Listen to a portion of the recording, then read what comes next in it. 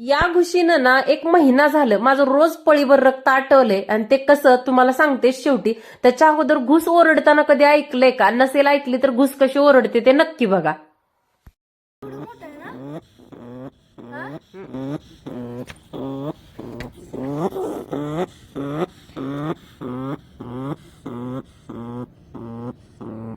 चांगली 1-1.5 किलोची मोठीच्या मोठी घुस होती. आणि हिथनं ना झाडांची सगळी मुळं तोडलीत. बऱ्याच झाडांचं हिनं नुकसान केलं होतं. आणि मी सेल्फी कॅमेऱ्याने व्हिडिओ काढायला लागले. अहो काय म्हणत होते बघाच. घुशी बरोबर सेल्फी चालू आहे आजचा सकाळ सकाळ. हा. किती बघा बरं मस्त सेल्फी दिसतोय. काय ग बोल जरा. परत माझं झाड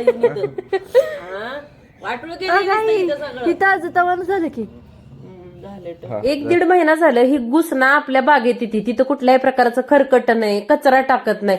मात्र ती इथे आणि इथून तिथून सगळ्या झाडाच्या मुळा खालून ना मोठ्याच्या मोठे होल पाडलेत तिनं.